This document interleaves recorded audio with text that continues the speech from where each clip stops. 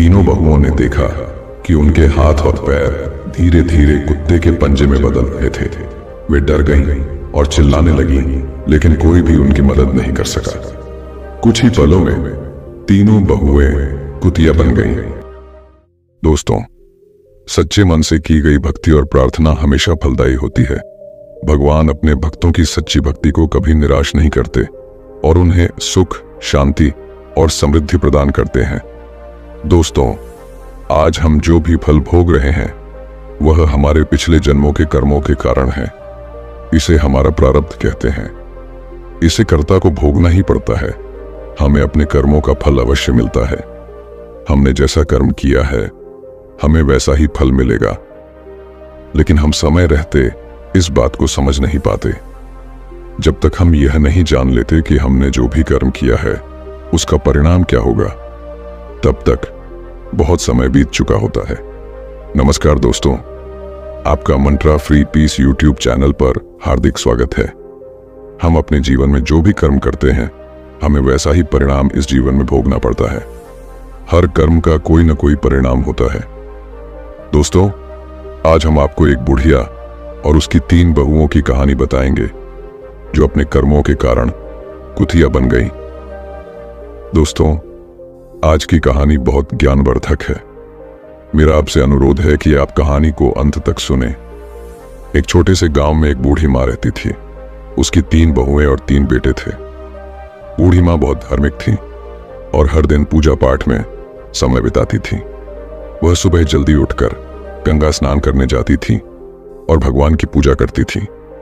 कार्तिक महीने में वह विशेष रूप से स्नान और पूजा करती थी।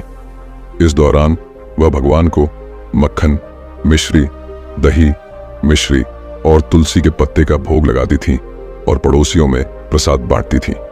गांव के लोग उसकी पूजा का बहुत सम्मान करते थे। बूढ़ी माँ का नियम था कि वह कार्तिक महीने में प्रत्येक दिन गंगा स्नान कर पूजा करती थी। कार्तिक पूर्णिमा के दिन वह विशेष रूप से गंगा स्नान करने जाती और भोग बनाकर अपने भगवान को अर्पित करती। लेकिन उसकी तीनों बहुओं को यह सब बिल्कुल पसंद नहीं था। वे अक्सर उसकी आस्था का मजाक उड़ाती और प्रसाद खाने से मना कर देती। कहती कि इसमें तुलसी के पत्ते हैं, हम इसे नहीं खा सकते, ये सब दिखावा है। ये सुनकर बूढ़ी माँ को बहुत दुख होता, लेकिन वह चुपचाप अपनी पूजा जारी रखती। बूढ़ी माँ के पति की कुछ साल पहले मृत्यु हो गई थी, इसलिए वह अब अकेली हो गई थी। उसके बेटों ने भी अपनी पत्नियों के कहने पर उससे दूरी बना ली थी। अब वह केवल पूजा पाठ में ध्यान लगाती और पड़ोसियों में प्रसाद बांटती। लेकिन उसकी तीनों बहुओं को यह सब पसंद नहीं था। वे कहती कि यह माँ हमेशा पूजा पाठ में लगी रहती है, बेवजह पैसे उड़ाती है, पुरोहितों को बुलाती है, दान पुण्य करती है। अच्छा हो कि यह मर जाए, कम से कम यह खर्च तो बचेगा। बूढ़ी माँ ने अपने तीनों बेटों को बड़े लाड़ प्यार से पाला था।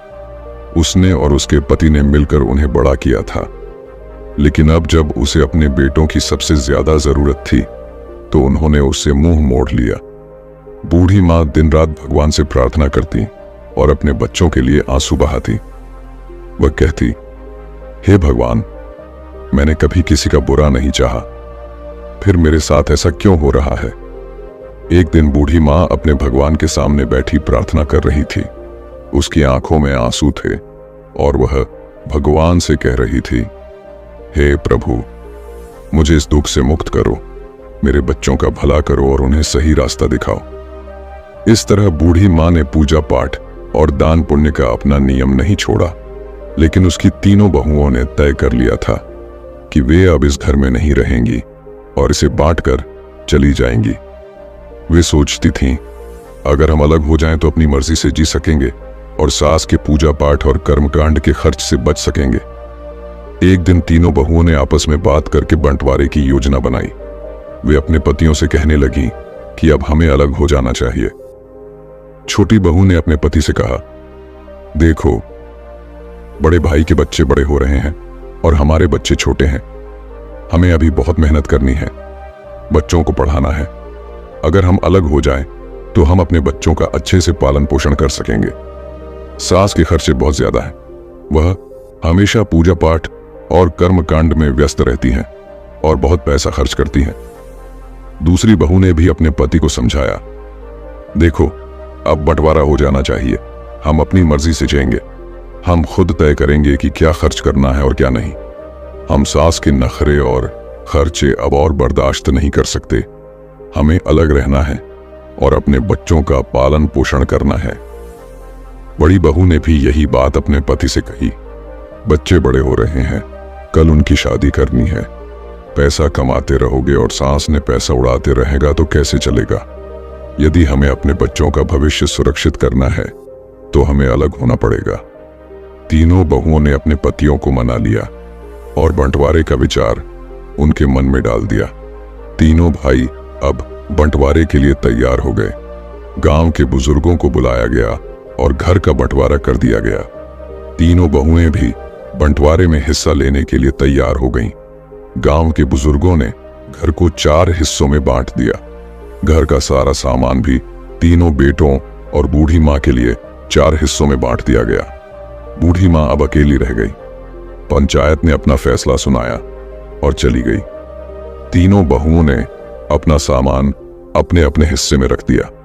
बूढ़ी माँ के हिस्से में जो झोपड़ी थी वह उसी में रहने लगी। अब वह अकेली थी और अपने बेटों से निराश होकर अपने भगवान से प्रार्थना करती रहती। वह रोज सुबह जल्दी उठती, गंगा में स्नान करती और भगवान विष्णु और माता लक्ष्मी की पूजा करती। वह पहले की तरह भोग बनाती और भगवान को अर्पित करती और फिर वह मोहल्ले में प्रसाद बांटती। लेकिन अब वह बहुत अकेली हो गई थी। उसके तीनों बेटों ने उसे मुंह मोड़ लिया था और बहुओं ने उसे घर से निकाल दिया था। वह रोज भगवान से प्रार्थना करती कि हे भगवान, मुझे इस दुख से मुक्त करो, मेरे बच्चों का भला करो और उन्हें सही रास्ता दिखाओ। बूढ़ी माँ के पास जो थोड़ा बहुत आटा, दाल और चावल था, उसी से काम चलाती रही। उसने सोचा कि अब मुझे अपना जीवन ऐसे ही बिताना पड़ेगा। मेरे बच्चे मुझे छोड़कर चले गए, लेकिन मैं भगवान की भक्ति नहीं छोड़ूंगी। उसकी भक्ति में कोई कमी नहीं आई। वह रोज तुलसी के पत्तों से भगवान की पूजा करती और पड़ोसियों को प्रसाद बांटती। एक दिन जब बूढ़ी माँ अपनी झोपड़ी में बैठकर रो रही थी तो एक युवक आया। उसने दरवाजा खटखटाया। बूढ़ी माँ ने दरवाजा खोला तो देखा कि एक 22 साल का स्वस्थ लड़का खड़ा है। उसके चेहरे पर चमक थी। उसने कहा, माँ, आपने मुझे पहचाना नहीं, लेकिन मैं आपके मायके से आया हूं। मेरा नाम माधव है। मेरे पिता ने मुझे आपकी मदद करने के लिए भेजा है। बूढ़ी माँ ने आश्चर्य से पूछा, माधव, क्या तुम मेरी माँ के घर से आए हो? मैंने तुम्हें कभी नहीं देखा। तब माधव ने मुस्कुराते हुए कहा, हाँ माँ, मैं आपके भाई का पोता हूं। हमें खबर मिली है कि आपके बेटों ने आपको घर से निकाल दिया है, इसीलिए मेरे पिता ने मुझे आपकी मदद करने के लिए भेजा है। बूढ़ी माँ की आंखों में आंसू आ गए।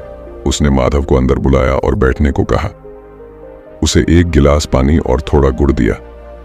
माधव ने पानी पिया और गुड़ खाया। फिर उसने अपने झोले से कुछ खाने का सामान, कपड़े और दवाइयां निकाली। उसने कहा, माँ, ये सब चीजें मैं आपके लिए लाया हूं, भूखे मत रहना, हम आपको रोज खाना भेजेंगे। बूढ़ी माँ ने माधव को आशीर्वाद दिया और कहा, बेटा, तूने मेरे लिए जो किया उसके लिए तेरा बहुत बहुत धन्यवाद। मैं भगवान से तेरी सुख समृद्धि की प्रार्थना करूंगी। माधव ने बूढ़ी माँ से कहा, माँ, अब मैं जाता हूं। तब माधव विदा लेकर वापस चला। पहले की तरह वह भोग तैयार कर भगवान को भोग लगाती और पड़ोसियों को प्रसाद बांटती। लेकिन उसकी तीनों बहुएं यह सब देखकर बहुत ईर्ष्या करती थीं। वे सोचती थीं कि यह बुढ़िया इतना सारा खाना कहां से लाती है, इसके घर में कोई कमाने वाला नहीं है, फिर ये इतनी स्वस्थ कैसे है। तीनों बहुओं को बूढ़ी माँ के स्वास्थ्य से बहुत ईर्ष्या होती थी। वे सोचती थीं कि हमने बुढ़िया को इसलिए अलग किया था कि वह जल्दी ही भूख प्यास से मर जाएगी, पर वह तो पहले से अधिक स्वस्थ हो रही है। एक दिन बहुओं ने निश्चय किया कि वे बूढ़ी माँ की कुटिया पर जाकर पता लगाएंगी कि वहां क्या हो रहा है। अगले दिन जब बूढ़ी माँ गंगा स्नान करने गई हुई थी, तब तीनों बहुएं उसकी कुटिया में गईं। वहां उन्होंने देखा कि कुटिया में दाल, चावल, आटा, मसाले, मेवे और अनेक प्रकार के अच्छे अच्छे भोजन रखे हुए थे। बहुओं को आश्चर्य हुआ। वे आपस में बातें करने लगीं कि यह बुढ़िया तो बड़ी चालाक निकली। हम तो समझती थीं कि भूख प्यास से मर रही है, पर यहां तो हर चीज का भंडार है। बड़ी बहू ने कहा कि इसने जरूर हमारे घर से चोरी करके यह सब इकट्ठा किया होगा।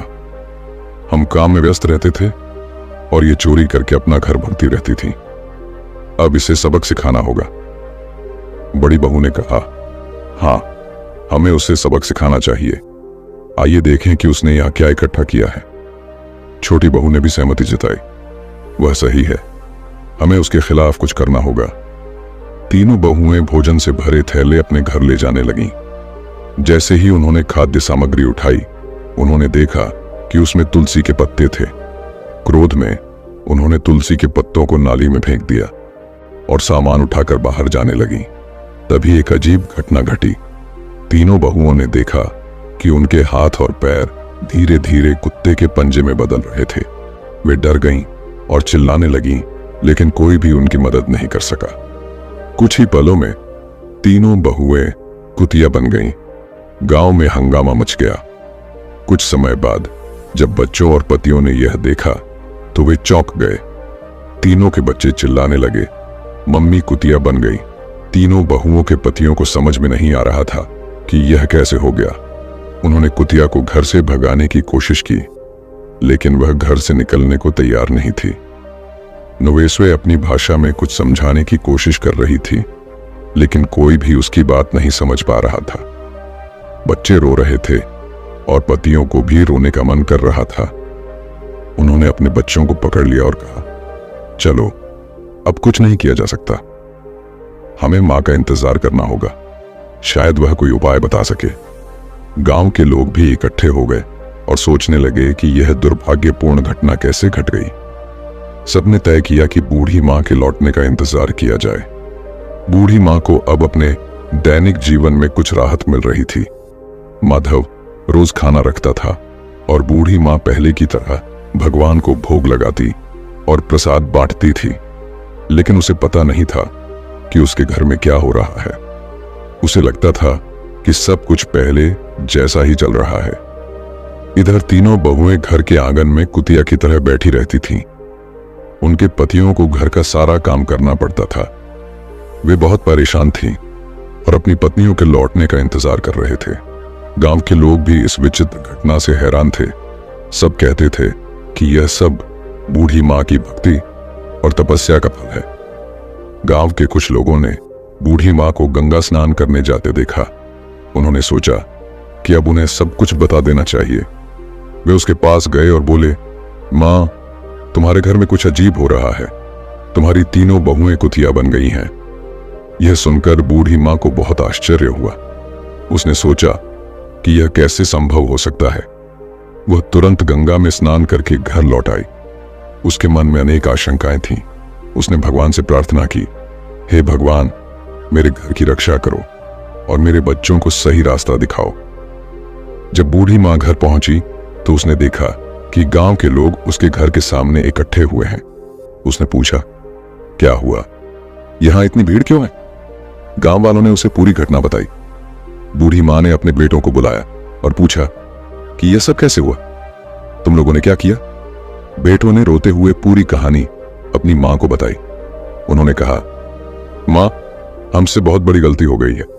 हमारी पत्नियों ने तुम्हारा सामान नाली में फेंक दिया और साथ ही वे कुतिया बन गईं। अब हमें नहीं पता कि उन्हें कैसे ठीक किया जाए। बूढ़ी मां ने अपने बेटों को सांत्वना दी और कहा कि भगवान सब ठीक कर देंगे, तुम लोग चिंता मत करो। बूढ़ी मां ने अपने भगवान से प्रार्थना की और उनसे कोई उपाय पूछा। उसने सोचा कि शायद किसी साधु बाबा या महात्मा के पास इसका कोई उपाय हो। वह तुरंत पास के शहर में एक साधु बाबा के पास गई और उन्हें सारा हाल बताया। साधु बाबा ने सारी बात ध्यान से सुनी और कहा कि यह सब तुम्हारी भक्ति और तपस्या का परिणाम है, लेकिन चिंता मत करो, इसका भी उपाय है। तुम्हारी बहुओं को तुम्हारे नहाने के पानी से नहलाना होगा और ब्राह्मणों को भोजन कराने के बाद उनका बचा हुआ खाना बहुओं को खिलाना होगा। इससे वे अपने असली रूप में आ जाएंगी। बूढ़ी मां ने साधु बाबा को धन्यवाद दिया और घर जाकर अपने बेटों को यह उपाय बताया। बेटों ने कहा, मां, हम तुम्हारी हर बात मानेंगे। हम यह उपाय अवश्य पूरा करेंगे। बूढ़ी माँ कार्तिक महीने की विशेष पूजा की तैयारी करने लगी। उसके तीनों बेटे और गांव के लोग भी इस पूजा में मदद करने लगे। बेटों ने मिलकर पूजा का सारा सामान इकट्ठा किया और भगवान के लिए भोग बनाने की व्यवस्था की। बूढ़ी माँ हर सुबह गंगा स्नान करने जाती और नहाने का पानी इकट्ठा करती। उसके बाद भगवान की पूजा करती और फिर अपने पड़ोसियों में प्रसाद बांटती। इस बीच तीनों बहुएं अभी भी घर के आंगन में कुतिया का रूप बनाकर बैठी रहती। उनके पतियों को घर का सारा काम करना पड़ता था। बच्चे अपनी मां को बहुत याद करते और अक्सर रोते हुए अपनी दादी से पूछते, दादी वह कब ठीक होगी? हमें अपनी मां वापस चाहिए। बूढ़ी मां बच्चों को दिलासा देती और कहती, बेटों भगवान सब ठीक कर देंगे, तुम लोग धैर्य रखो और प्रार्थना करो। बच्चों को शांत करने के लिए वह उन्हें कहानियां सुनाती और उनके साथ समय बिताती। बूढ़ी मां ने पूजा के लिए 5 ब्राह्मणों को बुलाया। बेटों ने भी अपनी तरफ से 5-5 ब्राह्मणों को बुलाया। इस प्रकार कुल 21 ब्राह्मणों को बुलाया गया। ब्राह्मणों के लिए विशेष भोग तैयार किया गया। कार्तिक पूर्णिमा का दिन आया और बूढ़ी मां ने अपने बेटों की मदद से ब्राह्मण भोजन तैयार किया। सुबह सुबह सभी ब्राह्मणों को आमंत्रित किया गया और विशेष व्यंजन बनाकर उन्हें खिलाया गया। ब्राह्मण भोजन के बाद बूढ़ी मां ने सभी के पैर छुए और भगवान से प्रार्थना की, हे भगवान, मेरी बहुओं को वापस उनके पहले वाले रूप में ला दो। उन्हें मेरे कार्तिक स्नान और पूजा का फल मिले। ब्राह्मणों ने तृप्त होकर भोजन खाया और बूढ़ी मां को आशीर्वाद दिया और कहा, मां, तुम्हारी पूजा और तपस्या सफल होगी। भगवान तुम्हारी प्रार्थना जरूर सुनेंगे। जान लें कि ब्राह्मण भोजन के बाद बूढ़ी मां ने तीनों बहुओं को बुलाया और तीनों को भगवान के भोग का बचा हुआ भोजन दिया और बड़े प्रेम से खाने लगी। बूढ़ी मां ने उन पर गंगा जल छिड़का और उन्हें नहाने के पानी से नहलाया। जैसे ही गंगा जल और नहाने का पानी बहुओं पर छिड़का गया, चमत्कार हुआ। धीरे धीरे तीनों बहुएं अपने असली रूप में आने लगीं। उनके चेहरे पर आंसू थे और वे अपनी सास के पैरों में गिरकर रोने लगीं। तीनों बहुएं कहने लगीं, मां, हमें माफ कर दो, हमने आपके साथ बहुत बुरा किया। हमें अपने कर्मों की सजा मिल गई है। अब हम तुम्हें कभी कोई कष्ट नहीं देंगे और सदैव तुम्हारी सेवा करेंगे। बूढ़ी मां ने उन्हें गले लगा लिया और कहा, बेटा, भगवान ने तुम्हें माफ कर दिया है। अब तुम लोग सच्चे मन से भगवान की पूजा करो और अपने कर्म सुधारो। तीनों बहुओं ने अपनी मां को वचन दिया। वे अब प्रतिवर्ष कार्तिक स्नान कर पूजा अर्चना करेंगी और कभी भी बूढ़ी मां का अपमान नहीं करेंगी। इस तरह पूरे परिवार ने मिलकर भगवान की पूजा की और प्रसाद बांटा। तीनों बहुओं के अपने मूल रूप में आने के बाद घर में नई ऊर्जा और शांति का माहौल बन गया। जान लें कि बूढ़ी मां की भक्ति और तपस्या ने पूरे परिवार को नया जीवन दे दिया था। अब सभी लोग मिलकर भगवान की पूजा करते और कार्तिक स्नान की महिमा समझाते थे। बूढ़ी मां ने अपने बेटों और बहुओं को समझाया कि भक्ति और सेवा का क्या महत्व है। वह बोली, देखो बेटा, भगवान की पूजा अर्चना और सेवा करने से हमें सच्चा सुख और शांति मिलती है। हमें हमेशा सच्चे मन से पूजा अर्चना करनी चाहिए और दूसरों की मदद करनी चाहिए। बड़ी बहू बोली, मां, अब हमें भगवान की पूजा का महत्व समझ में आ गया है। हम प्रतिवर्ष कार्तिक स्नान करेंगे और भक्ति भाव से अपना जीवन व्यतीत करेंगे। बड़ी बहू ने भी अपनी मां से कहा, मां, हमें क्षमा कर दो, हमने आपके साथ बहुत अन्याय किया है। अब हम आपकी सेवा करेंगी और आपके साथ भगवान का पूजन करेंगी। छोटी बहू ने भी अपनी मां को वचन दिया, मां, अब हम सब मिलजुल कर रहेंगे और आपको कभी कोई परेशान नहीं करेगा। हम प्रतिवर्ष कार्तिक स्नान करेंगे और पूजन करेंगे। बूढ़ी मां बहुत खुश हुई और अपने बच्चों को आशीर्वाद दिया। अब घर में सब लोग मिलजुल कर रहने लगे। अगले वर्ष कार्तिक पूर्णिमा के दिन पूरे परिवार ने विशेष पूजा का आयोजन किया। घर को सजाया गया और भगवान विष्णु और माता लक्ष्मी की विशेष पूजा की गई। तीनों बहुएं सुबह जल्दी उठकर गंगा स्नान करने गईं और स्नान के बाद भगवान के लिए भोग तैयार किया। बूढ़ी मां ने सभी को तुलसी के पत्तों का प्रयोग करना और भगवान को भोग लगाना सिखाया। उन्होंने कहा कि तुलसी के पत्तों में दैवीय शक्ति होती है और भगवान को ये बहुत प्रिय होते हैं। हमें सच्चे मन से पूजा करनी चाहिए और भगवान को भोग लगाना चाहिए। तीनों बहुओं ने पूरी श्रद्धा से पूजा की और भगवान को भोग लगाया। उसके बाद सबने मिलकर प्रसाद बांटा और गांव के लोगों को आमंत्रित किया। गांव के लोग भी बूढ़ी मां की भक्ति और तपस्या की प्रशंसा करने लगे। भगवान की कृपा से परिवार में सुख समृद्धि आने लगी। तीनों भाइयों का व्यापार अच्छा चलने लगा और घर में खुशी का माहौल रहने लगा। अब तीनों बहुएं भी अपनी सास की सेवा में लगी रहने लगीं और हर काम में उनका हाथ बटाने लगीं। तीनों भाइयों ने भी अपनी मां को वचन दिया कि अब वे उन्हें कभी अकेला नहीं छोड़ेंगे और हमेशा उनकी सेवा करेंगे। सभी लोग मिलकर हर त्योहार और विशेष अवसरों पर भगवान की पूजा करते थे और प्रसाद बांटते थे। बूढ़ी मां का जीवन अब पूरी तरह से बदल चुका था। उनकी भक्ति और तपस्या ने पूरे परिवार को एक नई दिशा दे दी थी। अब सभी लोग मिलकर भगवान की पूजा करते थे और जीवन में सुख और शांति प्राप्त करते थे। दोस्तों, इस कहानी से हमें यह शिक्षा मिलती है कि सच्चे मन से की गई भक्ति, सेवा और प्रार्थना हमेशा फलदायी होती है। भगवान अपने भक्तों की सच्ची भक्ति को कभी निराश नहीं करते और उन्हें सुख, शांति और समृद्धि का आशीर्वाद देते हैं। दोस्तों, आज हम जो भी फल भोग रहे हैं वह हमारे पिछले जन्मों के कर्मों के कारण है। इसे हमारा भाग्य कहा जाता है। कर्ता को वह फल भोगना ही पड़ता है। हमें अपने कर्मों का फल अवश्य मिलता है। हमने जो कर्म किए हैं हमें वैसा ही फल मिलेगा, लेकिन हम इस बात को समय रहते नहीं समझ पाते हैं। जब तक हमें इस बात का ज्ञान नहीं हो जाता है कि हमने जो भी कर्म किए हैं उसका परिणाम क्या होगा, तब तक बहुत समय बीत चुका है। तो दोस्तों, आपको यह कैसा लगा हमें कमेंट सेक्शन में जरूर बताएं और अगर आपको पसंद आई हो तो इस चैनल को सब्सक्राइब जरूर करें। तो चलिए मिलते हैं ऐसी ही किसी नई कहानी में। तब तक के लिए अपना ख्याल रखिए। धन्यवाद।